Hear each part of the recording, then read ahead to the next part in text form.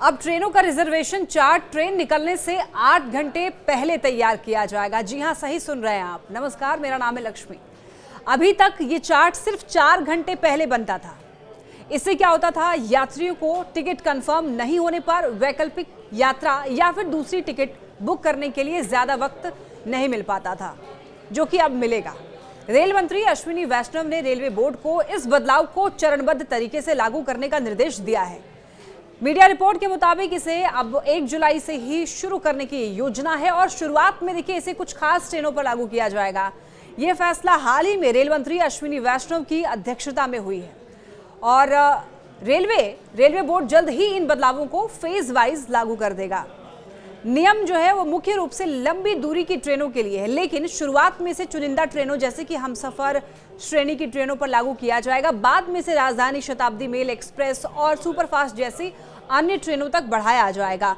तो जिन ट्रेनों का डिपार्चर दोपहर 2 बजे से पहले है, उनका चार्ट एक दिन पहले रात को 9 बजे तैयार हो जाएगा। उदाहरण के लिए अगर ट्रेन सुबह 8 बजे की है तो उसका चार्ट रात के 9 बजे बन जाएगा। इससे क्या होगा कि सुबह की ट्रेनों में सफर करने वाले यात्रियों को भी पर्याप्त समय मिलेगा। और इससे पहले भारतीय रेलवे ने 1 मई से वेटिंग टिकट के लिए नए नियम लागू किए थे। इनके अनुसार वेटिंग लिस्ट टिकट वाले यात्रियों को अब स्लीपर या फिर एसी कोच में यात्रा करने की अनुमति नहीं होगी। जिन यात्रियों के टिकट वेटिंग लिस्ट में है वो अब सिर्फ जनरल कोच में ही सफर कर सकेंगे।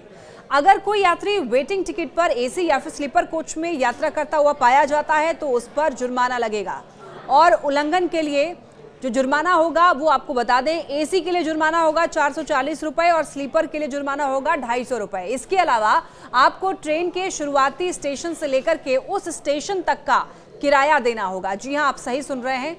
जहां आप पकड़े गए हैं 1 जुलाई 2025 से ये जो है नियम लागू हो गया है। तो 1 जुलाई 2025 से अब तत्काल टिकट बुकिंग के लिए भी IRCTC की वेबसाइट या फिर एप्लीकेशन पर आधार ऑथेंटिकेशन जरूरी होगा। इसके अलावा 15 जुलाई से ऑनलाइन तत्काल बुकिंग के लिए आधार नंबर से जुड़ा OTP भी लगेगा।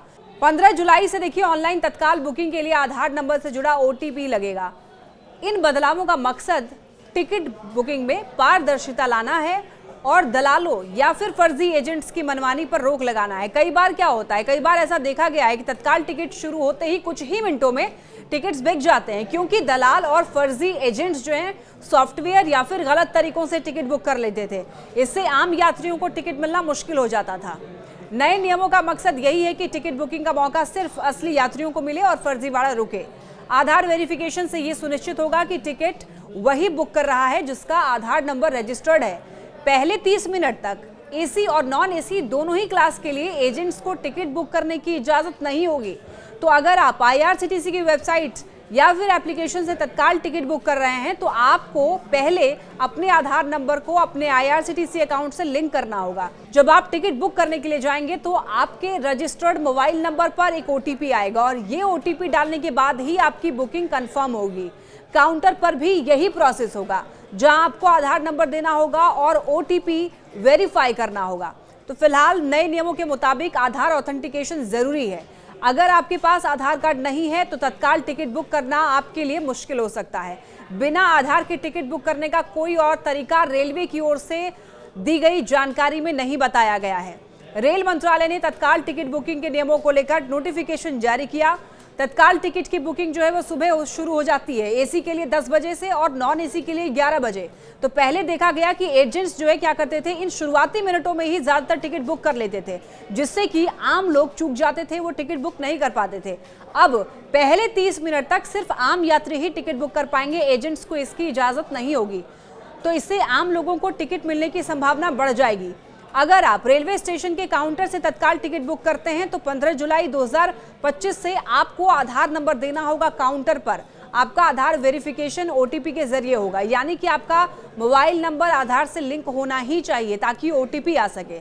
अगर आप किसी और के लिए टिकट बुक कर रहे हैं तो भी उस यात्री का आधार नंबर और OTP चाहिए होगा। तो ये कुछ जरूरी बदलाव इस बार रेलवे बोर्ड की तरफ से किया गया है, जो कि बहुत ज्यादा जरूरी था धांधली को रोकने के लिए, फर्जीवाड़ा को रोकने के लिए।